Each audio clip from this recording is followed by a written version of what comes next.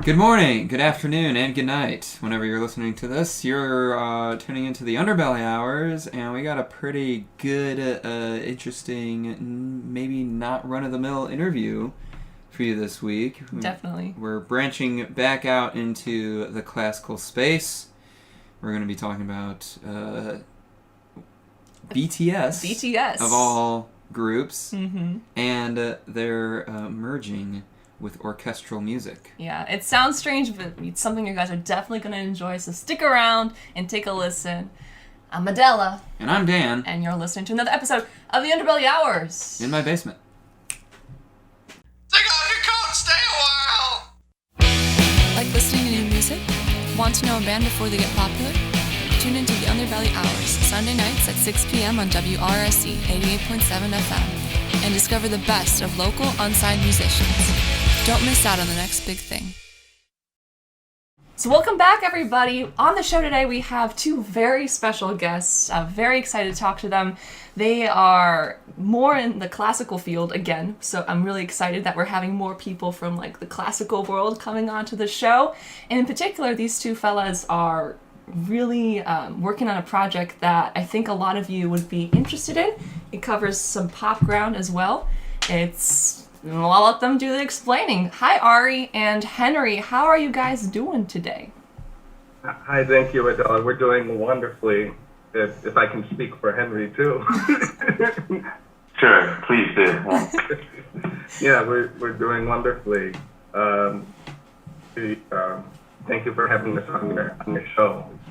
It's an honor. Of course, yeah. Can we just do a little bit of an intro for both of you guys? I don't want to put words into your mouth. Maybe just in a couple sentences, give us your elevator pitches. So who are you and what is it that you do in music? Start with Henry. Shall I go first? All right. Yeah. So my name is Henry, and I, studied classical music all my life, and I'm currently a conductor. I'm a music director here and with a small orchestra in Germany. And recently, along with Ari and a few other close friends and colleagues, we started a new ensemble called the Very Berlin Ensemble. All right. And then Ari?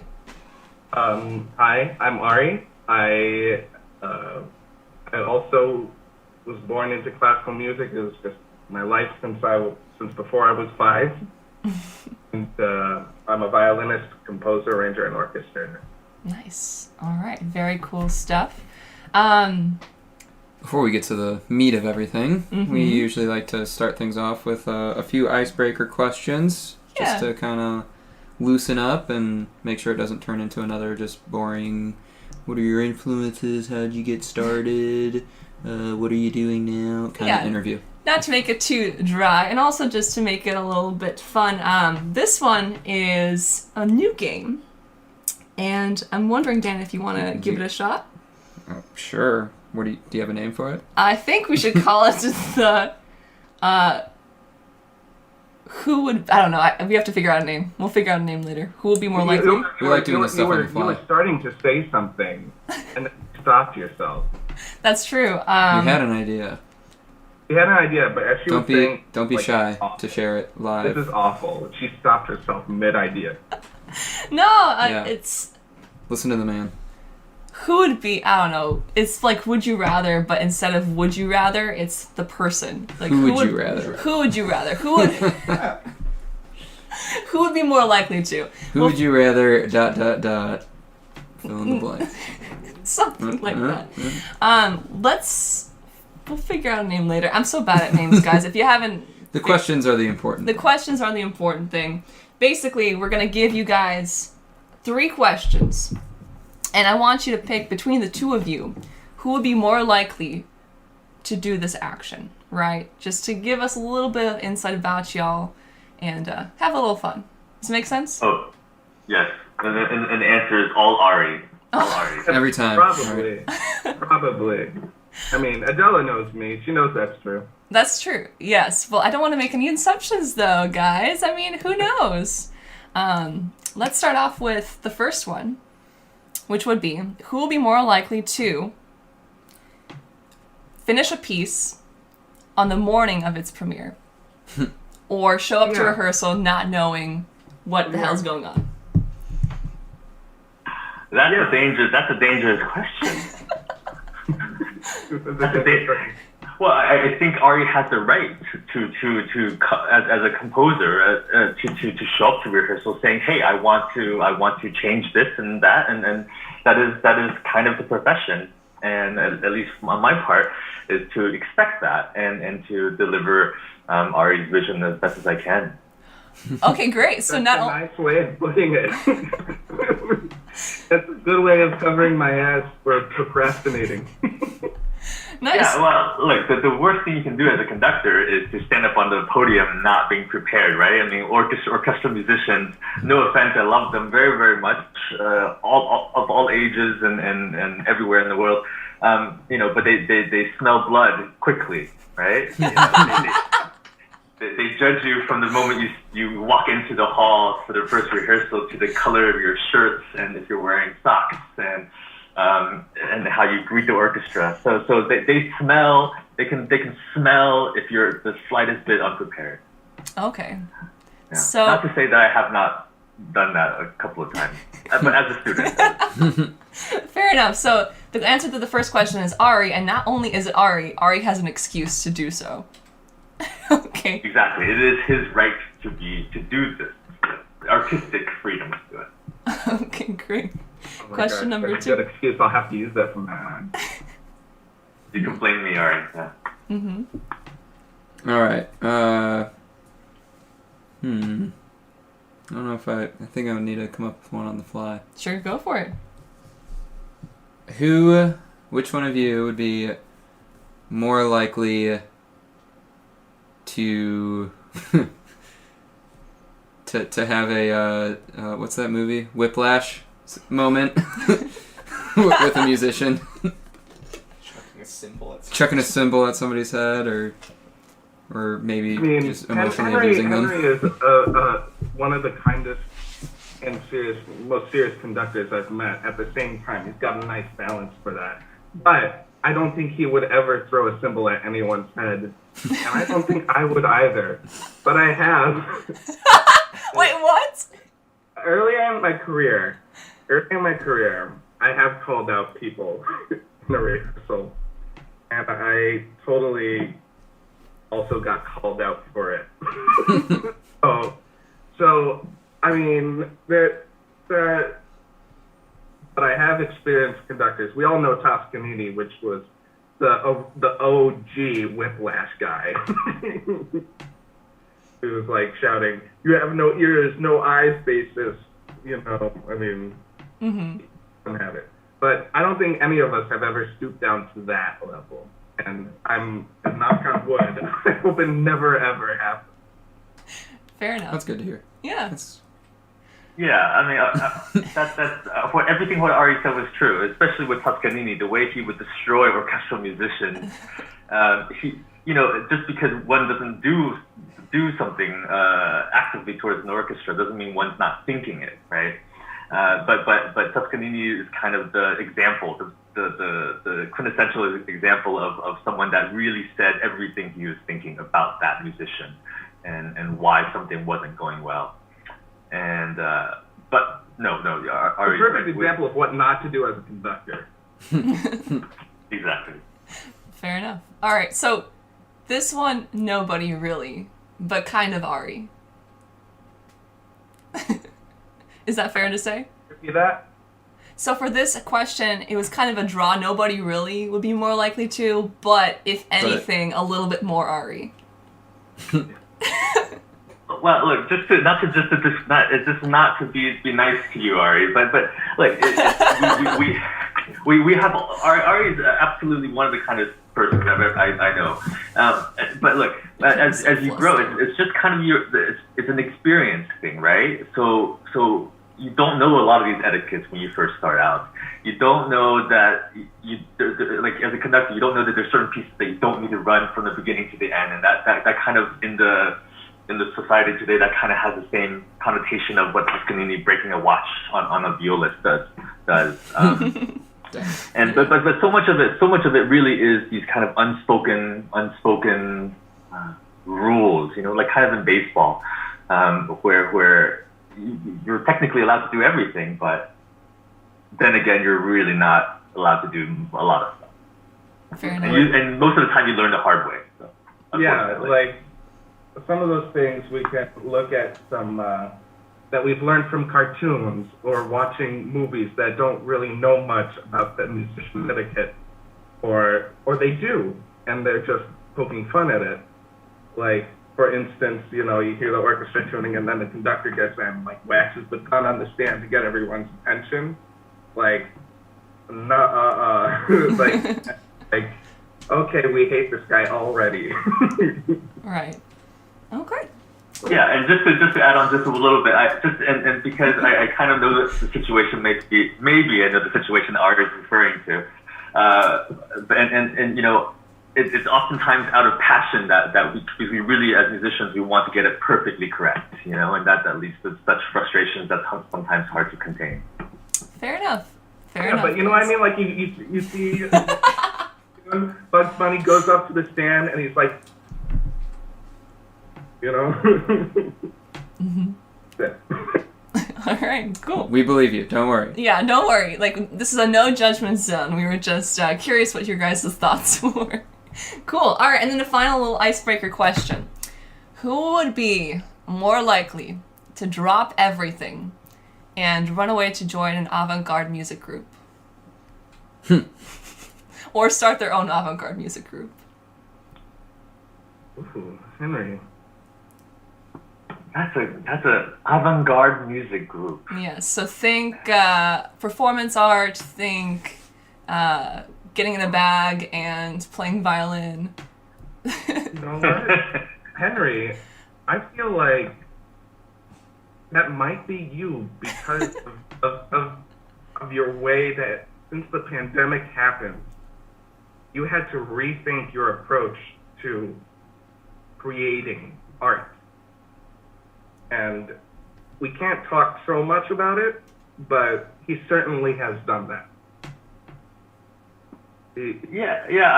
Thanks, Ari. I mean, but we're in the same boat together now, so we're equally as crazy.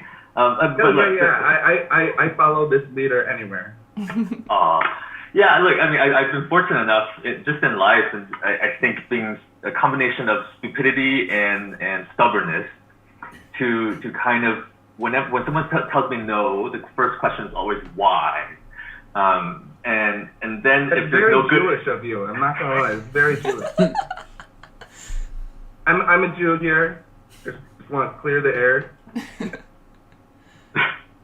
Thanks. Yeah. Don't know how to respond to that, Ari. Yeah, but then I didn't say it. Okay. But within I think as a musician in general, one needs to be able to take risks, and I like that, and I like proving. If there's no good reason for not doing something, then why not do it? If that means joining an avant-garde music group with a trash bag over my head, playing the violin or attempting to play the violin, then so be it. If that's something that I think musically and creatively is honest, then great. Fantastic! Cool. Wow. Those were some fun answers. That reminds me, you're saying avant-garde like art. I once saw. This might be a little gross out, but it was the coolest thing I also saw is that there was this violinist at an art installation who was like a live art installation. She was playing violin, but she was suspended by hooks through her skin.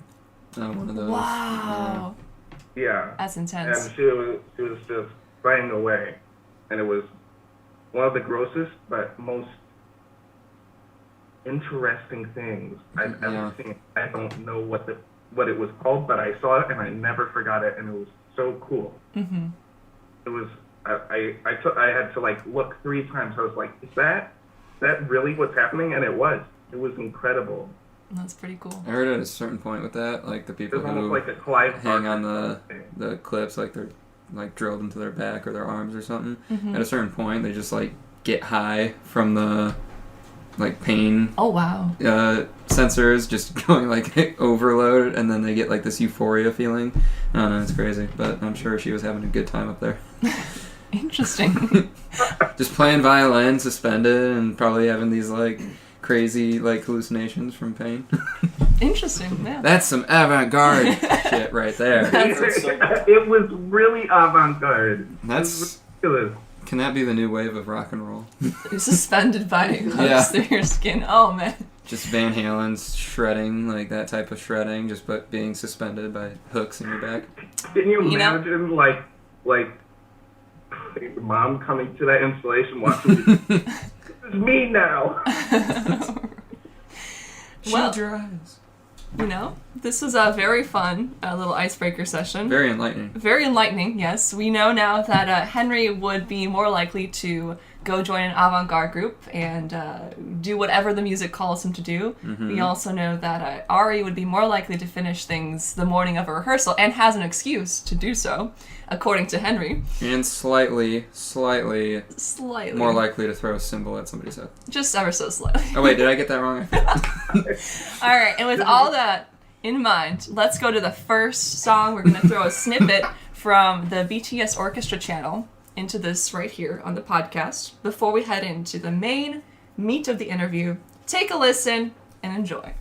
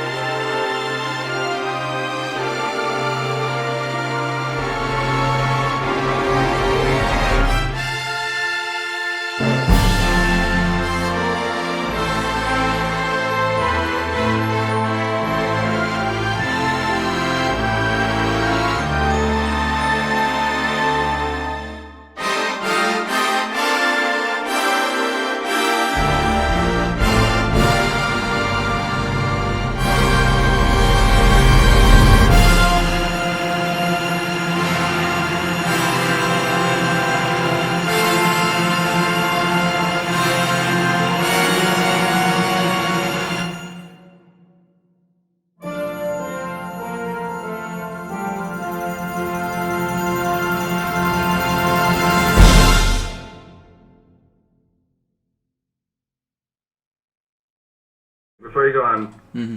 I am supposed to give a shout out to two of my friends. Can we let me know when that's appropriate to do? Oh, for sure. We're going to do a total like shout out fest at the end of the episode. Also, anytime you want to do something when we're talking about it. Yeah, if it's relevant. If it's relevant, we can just throw it in there. Just throw it in. Or I could do it as a non sequitur, like mid sentence, like talking about like how much I love music. You know, chromatic scale is a big part of my influence. Shout out to Alex and Jenny.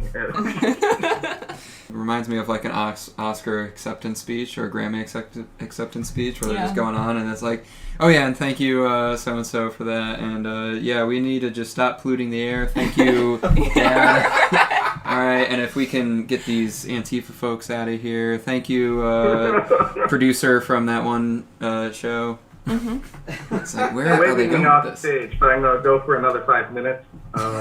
Yeah.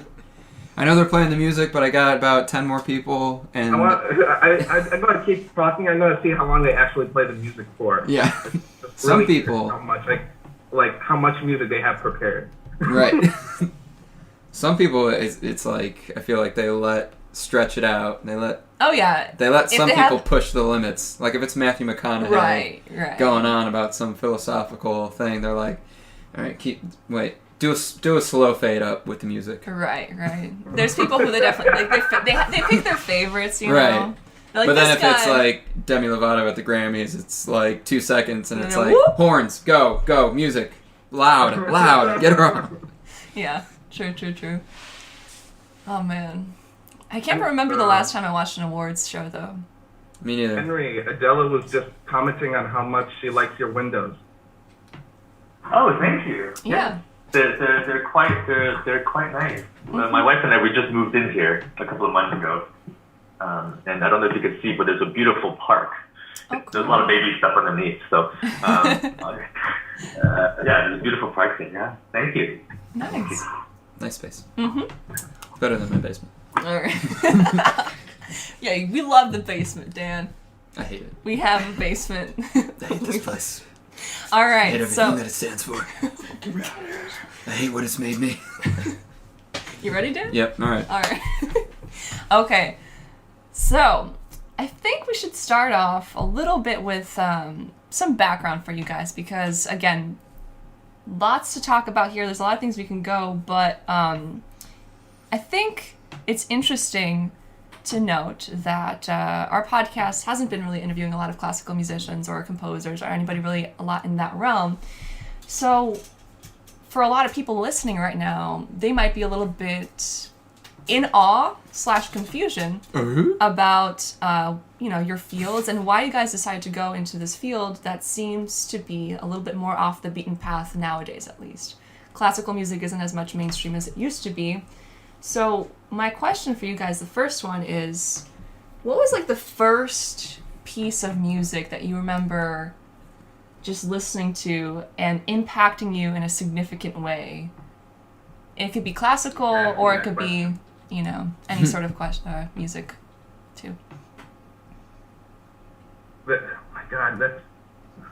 I know it's kind of a big one, but like just Adela. I know. Just pick something that comes to the top of your mind. It's such a hard one, but just something that like when you're thinking of, damn, yeah, when I heard this, it really like. Well, I gotta say, there are two pieces that I remember from when I was in diapers, and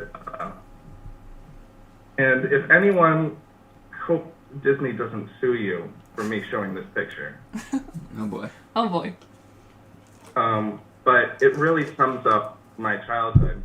So here is a still from Fantasia. Mm-hmm. Yeah.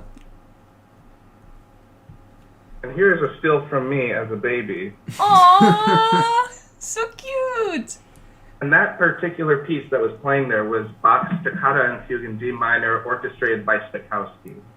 And so I grew up hearing the famous organ piece as an orchestra piece, and never realized that it was originally for organ.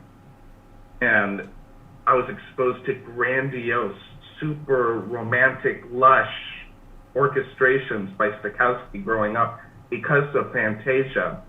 It was that piece and his orchestration of Night on Bald Mountain that really I latched onto as a kid. I learned in diapers how to rewind a VCR just so I could watch those parts again and again. And I would take the cushions off the couch, form a podium, and conduct like that with Leopold Stokowski. And so I have to say it was the Fantasia repertoire that really sold me on classical music. Mm-hmm. I think that's the best origin story we've ever had on this show. Yeah. A little baby conducting. Just a little that's baby great. Ari just conducting with his pillows. That is amazing. And that's so cool that you have such a vivid memory of that too to this day. I have a vivid memory, and the most beautiful part is that couch and those cushions are in the next room. Couch and cushions. That's amazing. That's awesome. The energy is still there. Mm-hmm. How about you, Henry?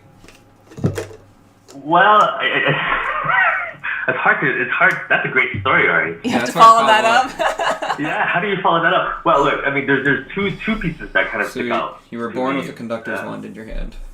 I'm sorry? Trying to write this for you to make it better. You were born with a conductor's wand in your hand. That's right. It was right out. Like the doctors were like, "Whoa, we've never seen this before." Well, this man is destined for greatness. That's a great kind of segue, I think, because I truly believe that there are actually two kinds of conductors. I believe Simon Rattle said this, or someone really quite famous said this, and it always rang true to me. There's two kinds of conductors. One that are just kind of born, and they have this. They're born with this kind of stature that that they kind of belong on this, commanding the 80 people in front of them. And the kind of moments of doubt, perhaps, that they feel are always kind of fleeting. And then there are people kind of on the other side of the thing where I identify with, which is every time you step on a podium, you're always questioning yourself, have I done enough? Am I enough? Have I learned enough? Do I have enough to offer? Am I prepared enough to stand in front of these people to best make use of their time and their energy, right? Because when you stand in front of an orchestra, you have anywhere from 30 to 100 people, and they're all people like Ari, right? They grew up breathing, living, thinking, feeling music, and they spend their whole lives. And we as musicians, we know like how many. I was a pianist originally, and I remember practicing 10, 12 hours a day in my undergrad, and so there's all these kind of sacrifices that we know as musicians, and the thing is, so I'm always in the camp of as a conductor to hope that I've done enough to make all their hard work worth it.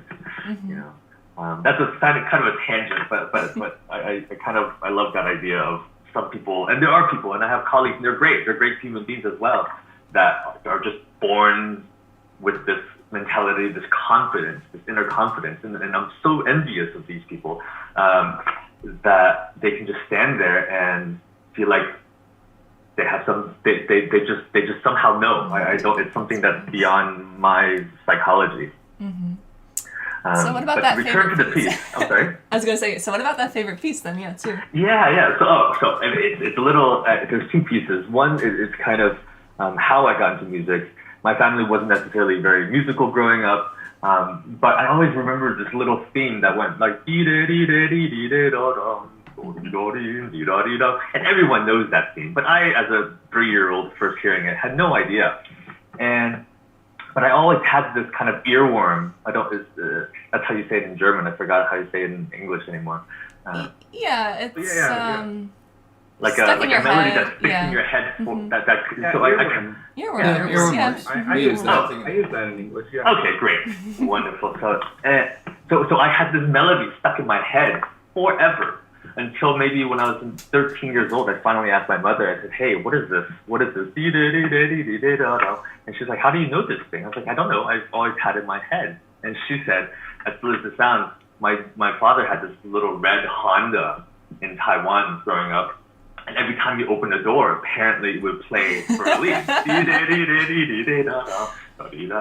And that was why I actually wanted to start playing piano. I was like, that was my goal. My ambition in life was to play for release on the piano. It was better than having your goal be a Honda. Yes, absolutely. And then of course the piece that made me want to even allowed me to dream to be a conductor was first time listening to Brahms Symphony No. 4, especially the first movement. There's something about this piece that it's as if life and your dreams and everything existed. You've lived 1,000 lives, and all of a sudden it just starts the way it is. It begins, and you're just plugging into something that's always been and always will be. And that idea of like, oh wow, you could be a person that kind of plugs into that kind of metaphysical world, that philosophical world, musical world, was intoxicating. Mm-hmm. Great, nice. Not as good of a story as Ari's, but no, that was are you pretty kidding? great. No, it's pretty good. The Honda made it. Mm-hmm. Honda. That's incredible. So, do you have a question though? I was gonna ask. It's a little digression That's okay, branch that's okay. from what we had planned, but I'm curious to think, because our general audience is usually musicians within the local scene. They don't really come from a classical background always, so I'd like your opinion on, like, we heard what you guys got into classical music with. What would you recommend for people that haven't had those like early experiences with classical music? How do you like get somebody who's grown up with like a rock music palette or an indie or rap or folk? Like, how do you kind of introduce and get them to be like latched onto classical? With one thing, but I think Henry has a good way to segue into what are some of our missions right now. Mm-hmm. But I am a diehard Fantasia fan, like the original, the OG. There's something about taking music that is not programmatic and creating a story for it, and giving visuals. Part of what's hard for people to break into classical music is that there's not, it's hard to hook onto something because it takes a certain form. It can be a little complex or daunting sometimes. It feel like it to some people, it doesn't have a groove sometimes, and it's meandering. Mm-hmm.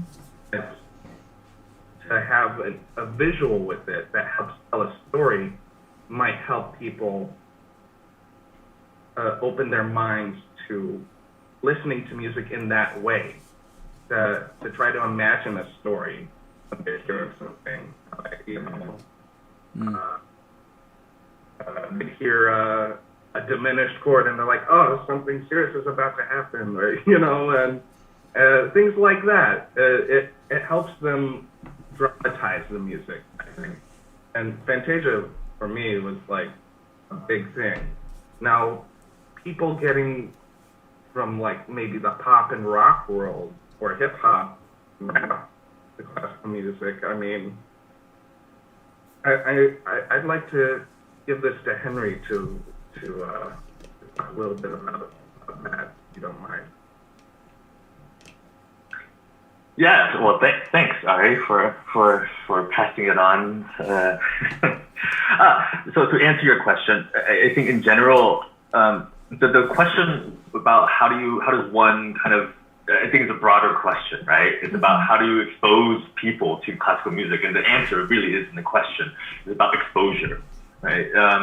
For example, here in Germany, right, one of the classical music capitals of Berlin in the world. There's this kind of saying that the music runs in their blood, right? Or especially in Italy, like opera runs in their blood. It's like, well, what does that mean? It means that from the time that they were a child, that they had outside summer operas that the whole town went to. And it means that their fathers and uncles and mothers and sisters just kind of, it was just always around, right? So it's an issue of exposure. Of course, it's very difficult, especially in these kind of pandemic times, but in society in general today, the question is how do we creatively utilize classical music or the idioms of classical music, and find other formats for them to build a different platform, right, so that they can be exposed to a larger audience. And I think what Ari was referring to was kind of the project that we're doing right now with the BTS. BTS is obviously they are the largest musical group in the world right now. But what's also fascinating about them was, from the first single that they released, it was very kind of old school hip hop. In fact, they referenced Tribe Called Quest. They took the beats from Tribe Called Quest and put it into BTS's music, and then made it their own. At the same time, so throughout their kind of the last 8 years that they've been a band, they've used all these kind of pop cultural influences, from rock to pop to punk to hip hop to trance to house to techno. So they have all these influences, but what they've also done in a beautiful way is they have a real belief and real love in art, and in terms of classical music, in terms of visual arts, and also literature. So they've somehow managed to incorporate all these different facets of society and into one package, which is an amazing thing, and which is why the inspiration behind this project with BTS Orchestra, and the inspiration behind the very brilliant ensemble that Ari and I are involved in now, is to ask that question that you have asked. Is how do we expose more people to classical music? Mm-hmm. And of course, the large institutions, like everything else, they will always exist as kind of these grand pillars of classicism, right? Whether it's in literature, visual arts, or music, that will always be there, and they have a place there. But the question is, how do we, with our varying skills and hopefully a bit more intact or engaged within the generations now, how do we use our own voices and combine our interests into something that can communicate with specifically Generation Z with the BTS Orchestra project. So, with all that then, let's dive into BTS Orchestra and just how you guys started working together in general, because I think this is like a perfect place to do that. So how did you guys meet, and what inspired your collaboration? I'm not sure if the Berlin thing came first or the BTS Orchestra thing came first, but just talk us through, I guess, your professional relationship. I think Henry and I are going to have to talk over each other for this one. we'll cut each other off and fit something here and cover. But I mean, we both met at Indiana University when we were studying there. I was studying composition, Henry was studying conducting, and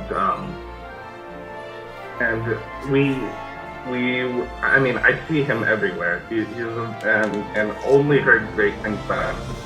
And at our school we had this thing called the ad hoc orchestra, which is like a orchestra put together by the student conductors. It was like required for them, but they could not pay them. It was bringing these students together to play orchestra music, and the payoff was experience for everybody, and really good pizza. And I had a reputation for saying yes to almost every one of these ad hocs. So, Ari was the ad hoc hero for all the conductors. Yeah.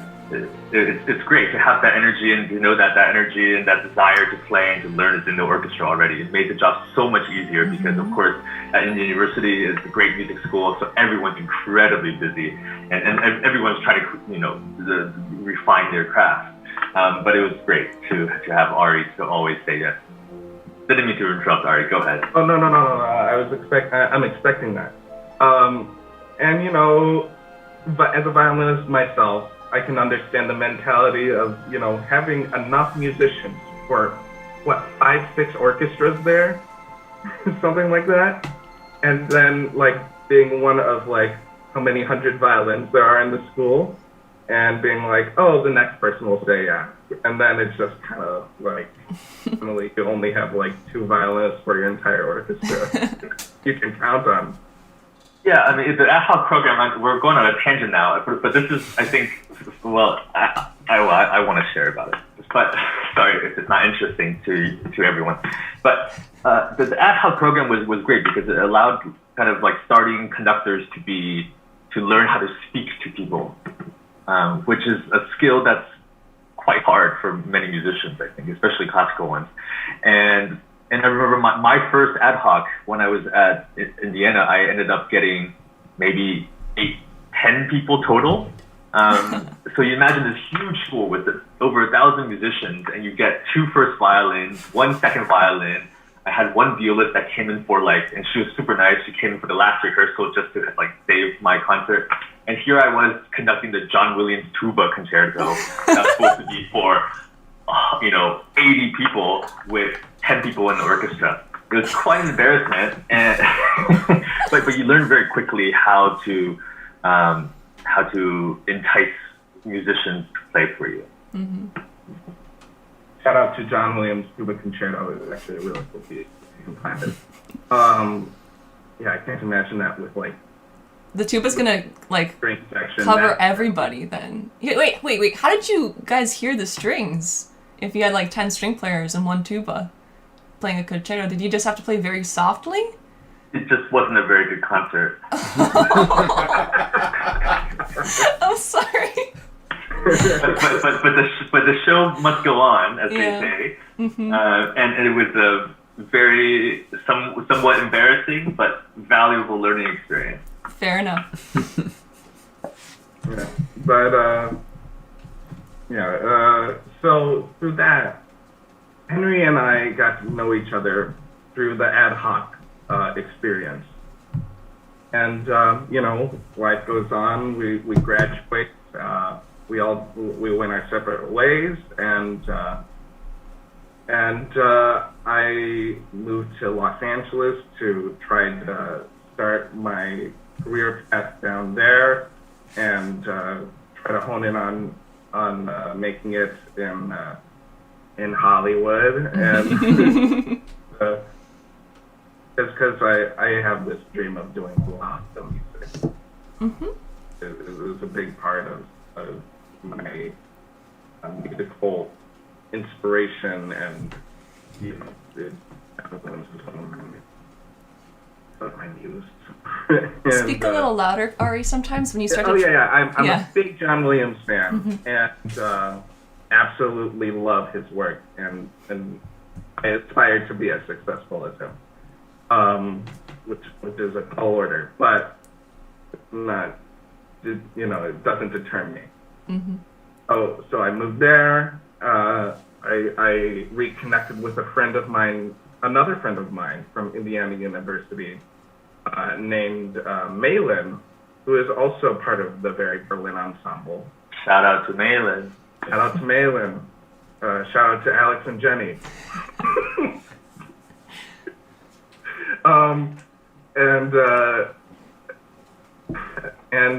Malin and I spoke. Spoke to each other while we were at school. He was very interested in movie scoring and composition. And I realized that he lived 2 blocks away from me. And we reconnected there. He was very welcoming when I was new to Los Angeles, and we would geek out over Rachmaninoff music and Mahler and you name it. He told me all about his experiences. He moved there, and we reconnected, and I think Malin and Henry had a pretty they were pretty good friends, if I remember correctly. How did you really know Malin from Indiana University? I conducted his graduate recital. It was one of those things where there was one single year at the university where I think I said yes to every single student composer. Oh no. Which was, it served it had its value for sure. Difficulties but value. But Malin's piece went very well, and we kind of always semi-connected to each other. And he's of course doing this kind of isolation project with a dance company out in LA, I think, or San Francisco, and I kind of found him through social media, and we kind of reconnected. And this was during the time of COVID, where for myself as a conductor, and especially freelancing quite a lot as a guest conductor, it was, I think, in mid-March, where within a lot of musicians have the similar stories, where 99.9% of my gigs disappeared in the span of 1 week. And my wife and I were in Korea, and we just somehow came upon this opportunity to work with the Seoul Metropolitan Government, where they had originally asked me, hey, do you want to be a music director of this project? They were launching a new center called the Running Learning Center there. And I thought, oh, yeah, great, I would love to conduct. And the project ended up, needed some compositional help, reached out to Malin, and then he ended up working with Ari with orchestration. And so that's how our disperging paths came back together. Mm-hmm, mm-hmm. And it was so heartwarming to hear from everyone at once, and how this,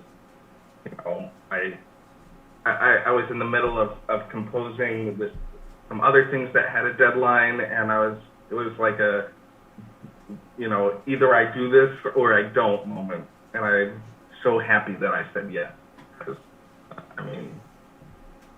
it didn't take long, and it was absolutely worth it. Mm-hmm. Absolutely worth it, and there's led to so many more things. So then, was that the catalyst of the BTS Orchestra then, as well, at that moment? Or how exactly did the idea of creating these BTS orchestral arrangements come about? Because, as Henry said, they are definitely, the biggest, arguably, band in the world right now. But you don't necessarily listen to them and go like, oh yeah, right, orchestra BTS, that'd be great, for a lot of people at least. So how did that come about? You guys all finally met together, and then what happened? Do you mind if I take this one, Ari? Please. Okay. So I'll try. It's quite a long story, but I'll try to make it short. About a year ago from today, from now, I had no idea who BTS was, right? It was completely cemented in the classical music world. But my wife, who is a curator and a gallerist, was working on a project, and she said, hey, I'm working with BTS. And I said, well, what is BTS? And she's like, well, there's this project called Connect BTS, which was an international kind of project involving some of the most, the best, most highly regarded visual artists collaborating with BTS, based off of the BTS philosophy. And so I kind of read it, and I thought, okay, I don't know anything about BTS. What is this? What boy band has a philosophy? That's so strange.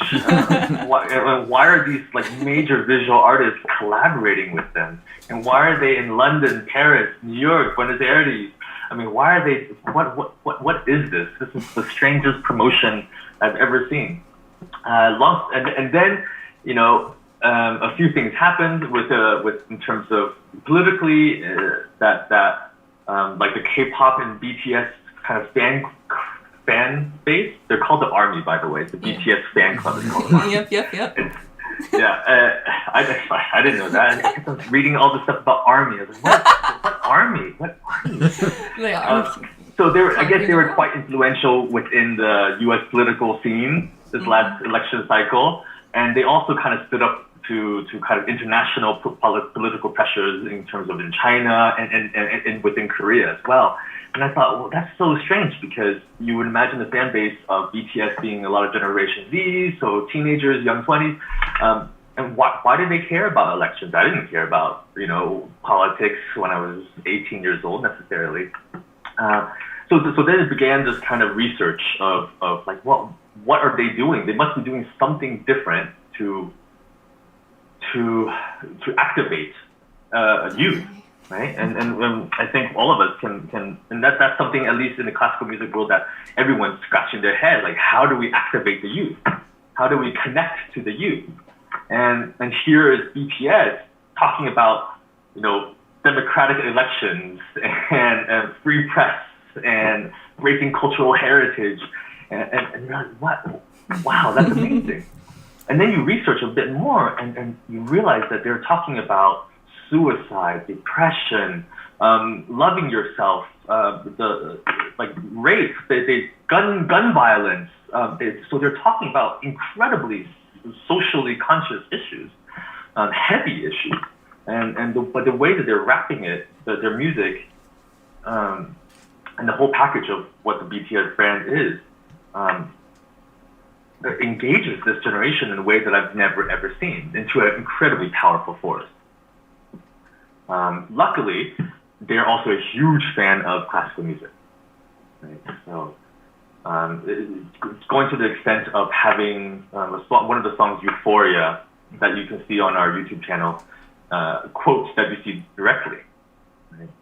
And or they have other songs like Blood, Sweat, and Tears, where they're quoting Bach, they're quoting, and Chopin, and of course Chopin, and I think even Buxtehude. Buxtehude, exactly. Yeah, it was Buxtehude.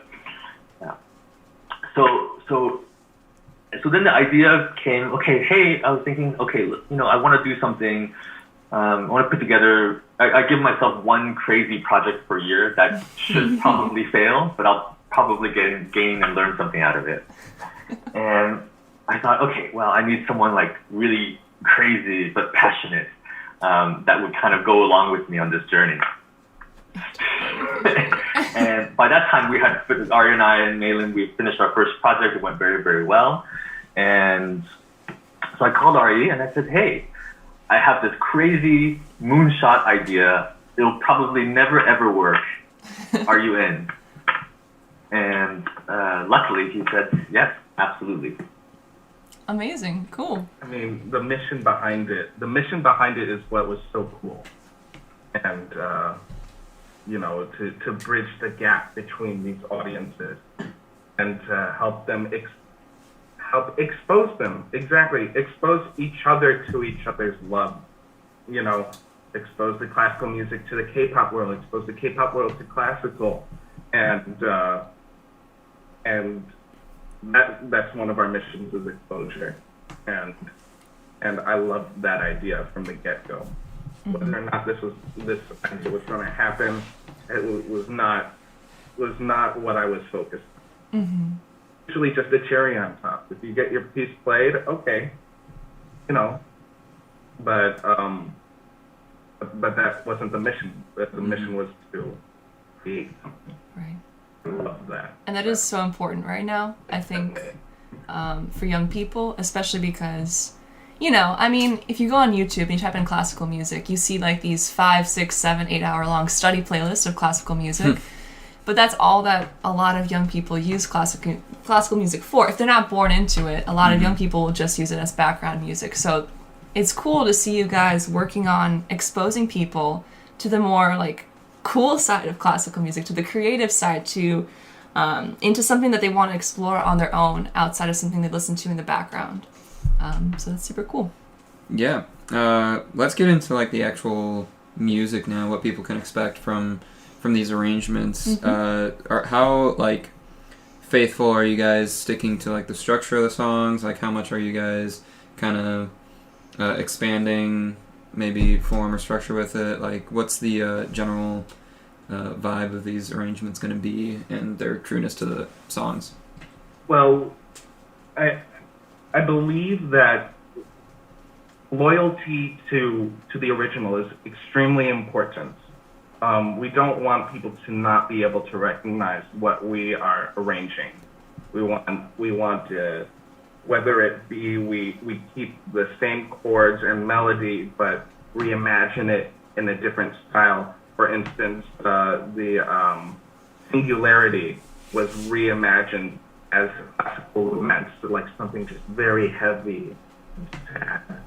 And not that the original is not, but to like really wallow in that kind of emotion. And the coolest part about that was like trying to, I don't know. Yeah. Let me get back to answering the question itself. But like, you can expect some kind of mashup, like we did with the WC. You see like, for instance, maybe Tchaikovsky makes an appearance somehow, or Rachmaninoff. Anyone is fair game, really. If Henry is okay with me talking about the upcoming arrangement for Dynamite, I'm going into territory of Brahms. I'm going into territory of Tchaikovsky and Copeland, Americana, and keeping it light and happy and just like party down, but then like to bring in like a little taste of Mahler at one point. And it's not so much tongue-in-cheek as much as it is just like, look at how cool and grand this can become. And this is what influenced this kind of arrangement. So even then, bridging the gap, not just making it like reimagining it for orchestra, but reimagining it for orchestra in certain styles. To kind of be like, if you like this arrangement, you should listen to this composer and this composer and this piece, and maybe that will introduce you to something more. What do you think, Henry? I think that's you hit the nail on the head there. You know, the idea is, how do we take the classical orchestra, which, for a lack of a better description, stereotypically is considered less kind of dynamic and interesting on the grand pop culture stage. How do we take that medium and incorporate it with BTS's music, right? And every single piece, depending on the lyrics, the mood, the atmosphere of the original BTS piece, is how do we kind of, for example, Singularity. There's some incredibly sad lyrics in there. You know, it's definitely a piece that does deal with loneliness and suicide and depression. And so how do we take that kind of the text of, or the core of what that piece is about, and transport it into an idiom in class that we feel like connected to classical music, right? And then how do we use the certain instrumentations, meaning the combination of instruments to bring out that idea in the best possible way that's faithful both to the classical idiom and BTS's original piece. And that is the challenge, and that is also kind of the fun of every single piece, every single cover. Because look, there are a lot of very talented people out there that are already doing kind of these straight up normal covers. And at the same time, going back to this kind of avant-garde idea is well, is that really honest to yourself creatively as a musician, as an artist? Is that why? The question is, why do a nice sounding, of course, one when the idea is, how do we combine things to create a greater value, right? And if they don't do that, then we're doing something wrong. I think, and so that is the challenge. So what listeners can and should expect is a hodgepodge. And there's always going to be some sort of classical idioms and these kind of idiomatic, either rhythmic ideas, compositional ideas. But that's not necessarily supposed to be so apparent. It's not, you're not supposed to get smacked in your face with it. You're supposed to enjoy the joy of BTS. But then in a way that it's like, oh wow, hey, what is behind that? Oh, that's Debussy? Oh my gosh, who is Debussy? Oh, that's Tchaikovsky? What is Tchaikovsky? What? How does that make it? And then again, it's to build that bridge to create a greater value into the classical world, right? And even if we get 1% of the people that listen to it to listen to Debussy or Chopin or Rachmaninoff, then again, it serves idea of creating a greater value by combining the two genres. Dudes, that is so fucking cool. Can I just say that? Like, I mean, you know, because Ari told me about this project. I was like, okay, cool, yeah, BTS orchestral arrangements. I started listening through some of them, and I was thinking that it sounds deeper than just like a normal cover. Yeah. Right? It's not like you're just taking it's not just chords like, and but to playing it know with that you strings. guys are intentionally putting behind there, here's a little bit of like a famous classical composer. Here's some Tchaikovsky, here's some Brahms, here's some stuff. And kind of using the BTS songs as the model for almost like a new piece that serves to cover that while also introducing elements of just like you guys were talking about, classical idioms, to make it accessible to people. That's the type of stuff we need to try and make classical music feel less like there's some sort of a weird gateway. Yeah. You know? Well, you got to make it like relevant. Again. Yeah. Because it just for a lot of people I talk to, whenever I mention I listen to classical music for fun, a lot of them will assume that like it's boring, or that like I, you know, am a boring person for listening to class. It's just, there's so many like stereotypes about classical music that still exist in our generation that makes me upset. And it's things like this. Yeah, even younger average Right. music listeners just associate the age with it being as Right, like lame. It's like, oh, that's 100 years ago. That's 200 years ago. Whatever. Why should we listen to it? What's the use of listening to it now? You Yeah, know? I want to listen to Lil Nas X. Right. So that's so I want to get the cool. devil's gym shoes. Okay. Yeah. I'm done with no. Enough of Lil Nas X. In But any you know what case. the point is, like, yeah. Yeah. Kind of introducing it and making it relevant to a new generation. Yeah, it's super, super cool. So how far along is this project, and how many songs are you guys going to do? Is it going to be like, you know, are you doing like a whole album's worth? Are you doing, I don't know, walk us through what the anticipated goals for the project are right now. If you can, because I know that... I'll let you take this, Henry. Yeah, thanks, Ari. Thanks for all the easy questions. No, I just don't want to say something that I'm not allowed to say.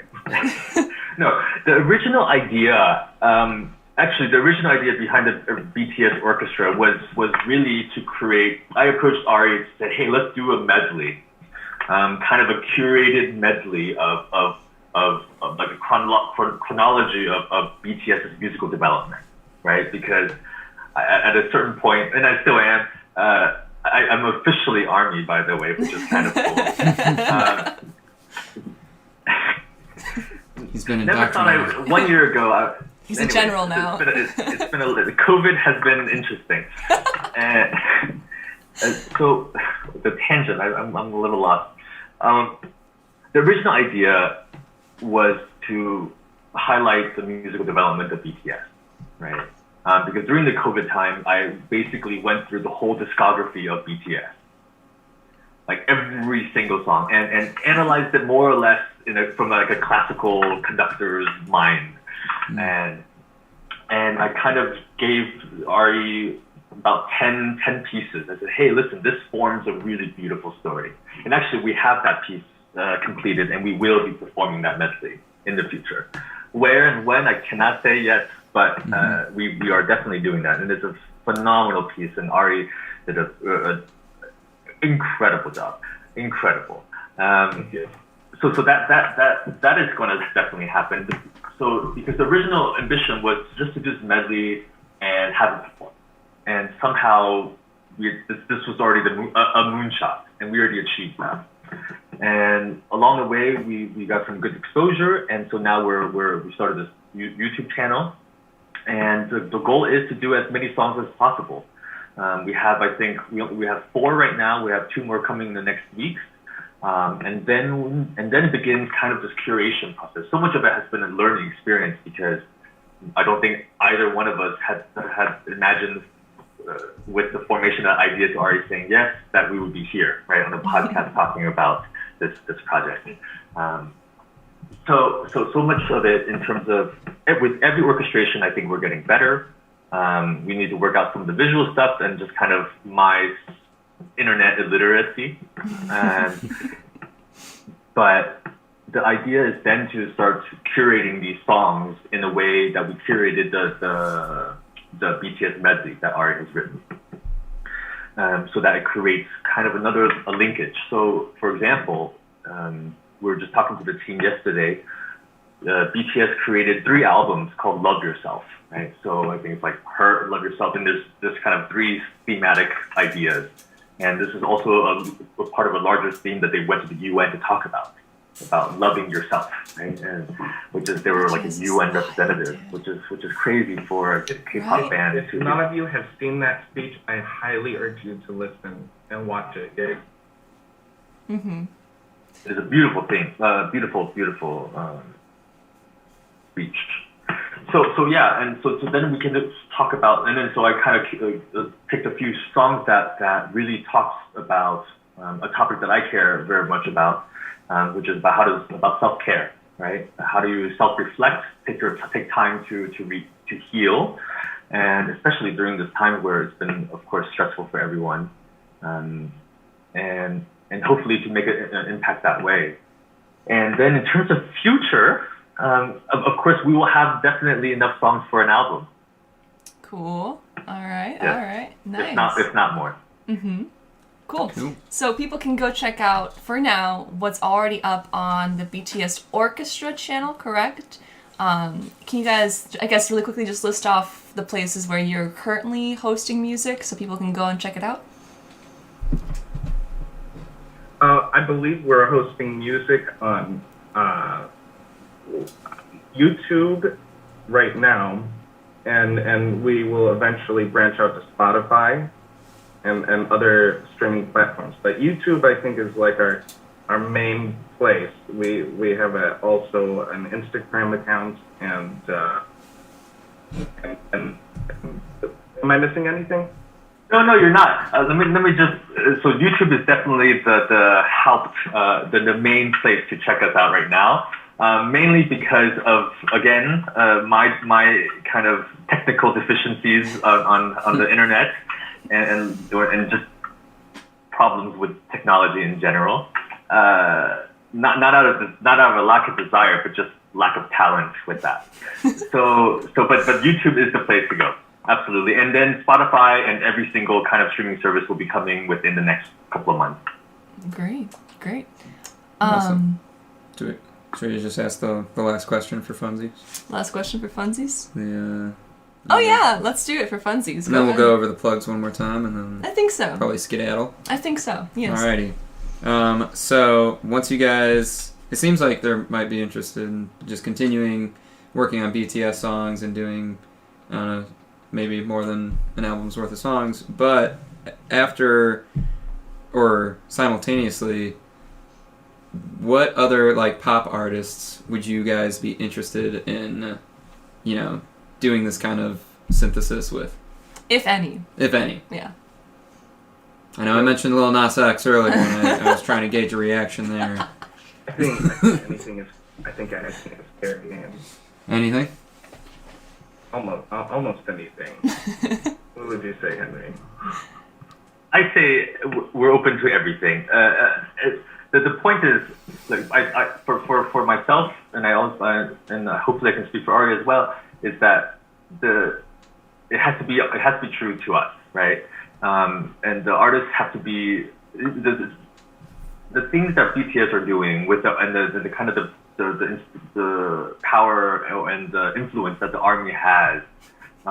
It's quite exceptional to the level of it, to how much they're influencing the economy. I mean, BTS themselves as a band, I think, brought in almost $2 billion last year to the South Korean economy. I mean, they are just a band. I'm sorry? I was just saying it's wild because I read up a lot about them because of my job. I work in Top 40 radio, so it's ridiculous. Nobody would have thought that one small boy band from South Korea of all places would like have this ridiculous hold over the entire world. So continue though. Yeah. I mean, within South Korea, they are themselves as a band, as a company, the one I think they're like number 4th or number 5th to the GDP of the country of South Korea. Behind the company above them, right above them, is Korean Airlines. Right? It's crazy. And it's not just about the money or even like social media influence, which we know is so important these days. They've averaged more than 1 million per day, every single day, since their inception. And so that's been the last, 2021, it's been the last 8-9 years, right? 1 million mentions per day, every single day for the last almost decade. Wild. Talking about goals. So it's just a force, and it gives me hope actually to if we have more artists. It doesn't matter if they're classical, pop, rap, whatever they do. If they have if they can speak so sincerely and they can kind of engage in people in that way, then I know for myself, I'm happy to do whatever it takes, and use that medium and transport it into the classical world. Cool. Also, I have one last for funsies question. This is just because, things are kind of slowly starting to open back up and everything. So I kind of want to start asking musicians this as we keep going into the year, but what's like one of the first concerts that you want to go see, or like somebody that you really want to go support after everything opens up again? Either a repertoire or like musician or orchestra or whatever, but who's someone that you would love to see in concert when everything opens up? Hands down, whichever state I'm in, if it's California or Illinois, I'm going to see the orchestra there. Even if I'm not there, I'm going to see whatever regional orchestra there is. I want to hear 70 musicians on stage again. I can't agree more. Whatever.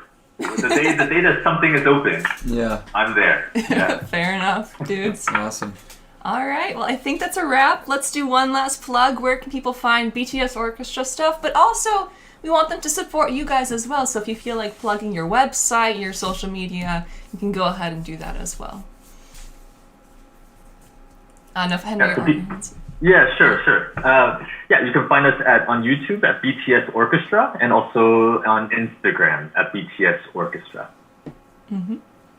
Yeah, please listen, subscribe, like all the good internet stuff that I'm not so sure about, but do it. Smash that like button. Smash the like button is very helpful, I'm sure.